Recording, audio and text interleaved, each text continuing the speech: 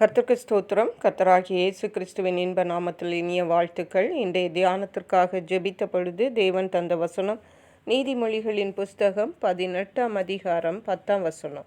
கர்த்தரின் நாமம் பலத்த துருகம், நீதிமான் அதற்குள் ஓடி சுகமாயிருப்பான். நம்முடைய கர்த்தராகிய இயேசு கிறிஸ்து நம்மை பாதுகாக்கிற தேவனாயிருக்கிறார். அவருடைய நாமம் அவருடைய பிள்ளைகளாகிய நமக்கு பலத்த துருகமாயிருக்கிறது. பலத்த துருகம் என்றால் அங்கு நம்மை ஒருவரும் ஒன்றும் செய்ய முடியாது. அது மிகுந்த பாதுகாப்பான இடம். ஹல்லேலூயா. நீதிமான்கள் அதற்குள் ஓடி சுகமாயிருப்பார்கள். கர்த்தருடைய பிள்ளைகள் நீதிமான்களாகத்தான் இருப்பார்கள். அப்படிப்பட்டவர்களுக்கு தேவன் அந்த அடைக்கலத்தை கொடுக்கிறார் என்று பார்க்கிறோம். மத்தேயு எழுதின சுவிசேஷத்திலே 28ஆம் அதிகாரத்திலே வாசிக்கிறோம். வானத்திலும் பூமியிலும் சகல அதிகாரமும் எனக்கு கொடுக்கப்பட்டிருக்கிறது என்று இயேசு கிறிஸ்து சொல்லியிருக்கிறார். மரித்து உயிர்த்தெழுந்த கர்த்தராகிய இயேசு கிறிஸ்து வானத்தையும் பூமியிலையும் சகல அதிகாரத்தையும் உடைய தேவனாயிருக்கிறார். ஹல்லேலூயா. ஆகவே இந்த இயேசு என்ற நாமம் பலத்த துருகமாக நமக்கு காணப்படுகிறது.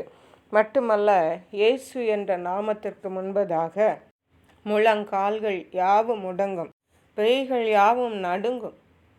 இயேசு என்ற நாமத்திற்கு முன்பதாக ஒருவரும் எதிர்த்து நிற்க முடியாது, ஒன்றும் எதிர்த்து நிற்க முடியாது.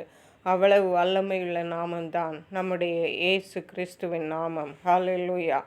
இந்த இயேசு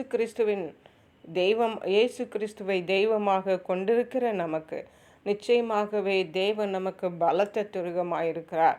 நம்முடைய சூழ்நிலைகள் எதுவாக இருந்தாலும் சரி, ஒன்றும் நம்மையும் நம்முடைய குடும்பங்களையும் சேதப்படுத்தாதபடிக்கு தேவன் நமக்கு பலத்த துருகமாயிருக்கிறார்.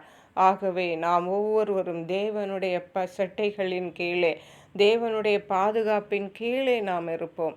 அவர் நமக்கு பலத்த துருகமாயிருந்து நம்மை பாதுகாத்து ஆசீர்வதிப்பார். கர்த்தர் தாமே இந்த வார்த்தைகளை ஆசீர்வதிப்பாராக. ஜெபிப்போம். எங்களை கிருபையா நேசித்து பாதுகாத்து வழி நடத்துகிற எங்கள் அன்பின் தகப்பனை, ஆசீர்வதிக்கப்பட்ட இந்த நல்ல நாளுக்காக நன்றி. இந்த நாளிலும் கர்த்தரின் நாமம் எங்களுக்கு பலத்த துருகமாயிருக்கிறது என்று எங்களோடு பேசி எங்களை திடப்படுத்தி கர்த்தர் எங்களை பாதுகாத்து ஆசீர்வதிக்கிறபடியால் நன்றி. நன்றி பரிசுத்த ஆவியானவரே.